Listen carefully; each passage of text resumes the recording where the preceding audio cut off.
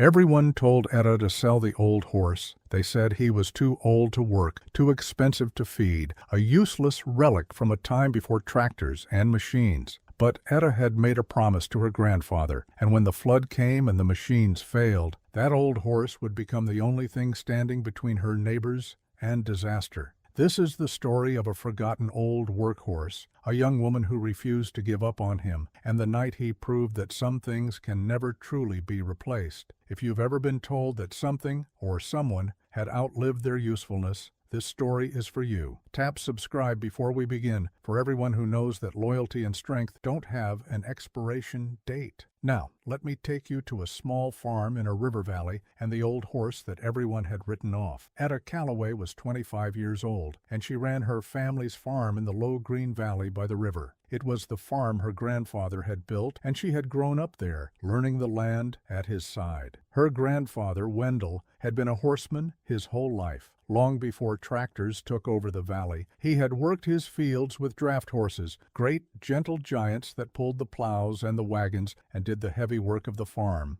By the time Etta was grown, all of that had changed. Tractors and machines did everything now. The working horses were gone from the valley, all but one. His name was Samson, and he was the last of her grandfather's draft horses, a massive bay gelding, well over 1,000 pounds, with feathered feet and kind, patient eyes. By now he was old, past 20, his muzzle gone gray, his working days long behind him. Etta's grandfather had loved that horse like family, and on his deathbed, 2 winters before, he had asked Etta to make him one promise. "Whatever happens," he'd said, "don't sell Samson. He's given this farm everything he had. He's earned his place here till the end. Promise me." And Etta had promised. But keeping that promise was not easy. A horse the size of Samson ate a great deal, and on a struggling farm, every bag of feed and every bale of hay was money that was hard to spare. Samson did no work anymore. He simply grazed in the pasture, old and slow, costing money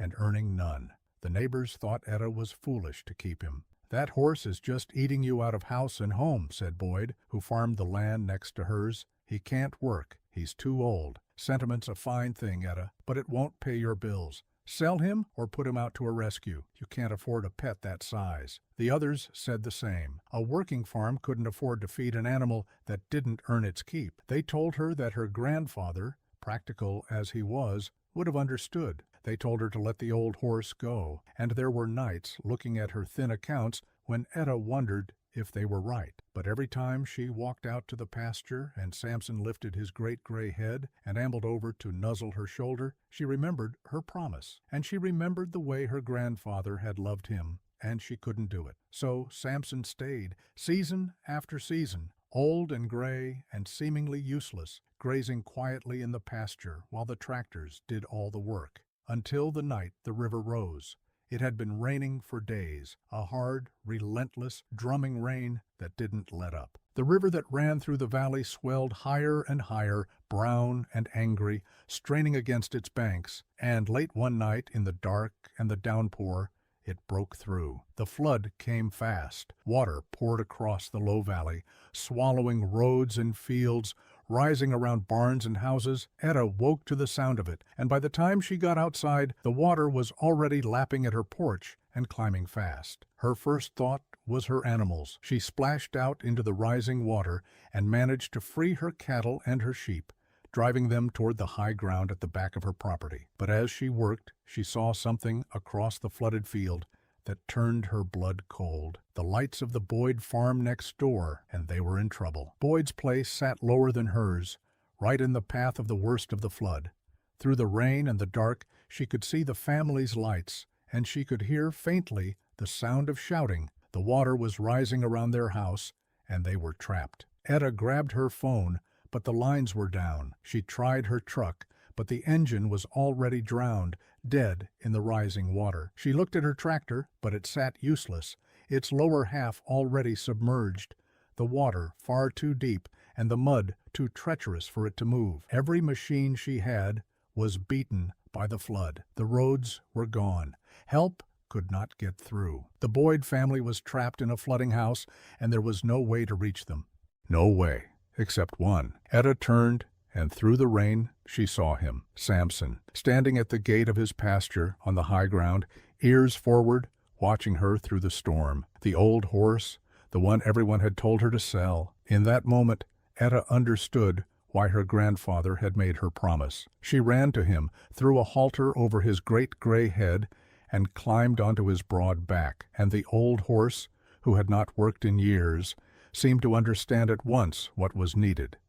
As Etta urged him forward into the dark, churning water, Samson did not hesitate. He waded into the flood. Where the truck had drowned and the tractor had failed, the old draft horse pushed steadily forward, his powerful body built for exactly this, for strength, for footing, for pulling through where machines could not go. The water rose to his chest, then higher, the current pulling hard at his legs. But Samson was over 1,000 pounds of muscle and heart, bred over centuries for raw pulling power, and he leaned into it and kept going. Step by step through water that would have swept a person off their feet, the old horse carried Etta across the flooded field toward the Boyd farm. When they reached the house, the family was on the porch, the water nearly to the door, terrified. Etta and Samson got them out one at a time, the children first, lifted up onto the horse's broad back, Samson standing patient and steady as a rock in the rushing water while they climbed on.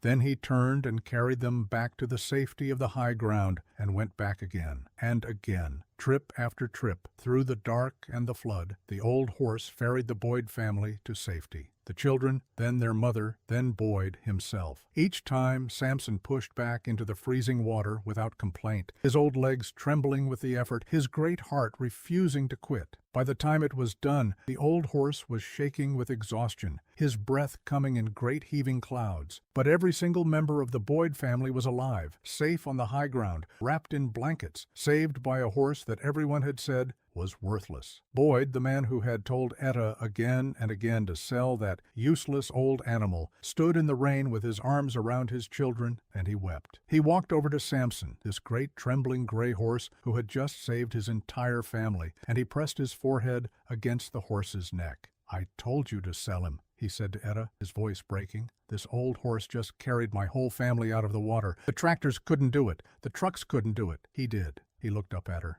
"Your grandfather knew. He knew." The flood waters took days to recede. When they finally did, the valley began to dig itself out, and the story of that night spread quickly. The story of the old workhorse who had done what no machine could do, who had walked into a flood again and again to carry a family to safety. The neighbors who had called Samson useless never said another word against him. Instead, they came to Etta's farm to see the old horse for themselves, to run a hand along his great gray neck and thank him in the quiet way that farmers do. Samson, for his part, went back to his pasture and his grazing as gentle and unbothered as ever, with no idea that he had become the most beloved animal in the entire valley. Etta kept him for the rest of his long life, and she never again heard a single word about selling him. He grazed those green pastures in peace, honored and cared for, until his very last day, and when he finally passed of old age in his sleep, the whole valley mourned him. They buried him on the high ground where he had carried the Boyd family to safety, and Etta placed a simple stone there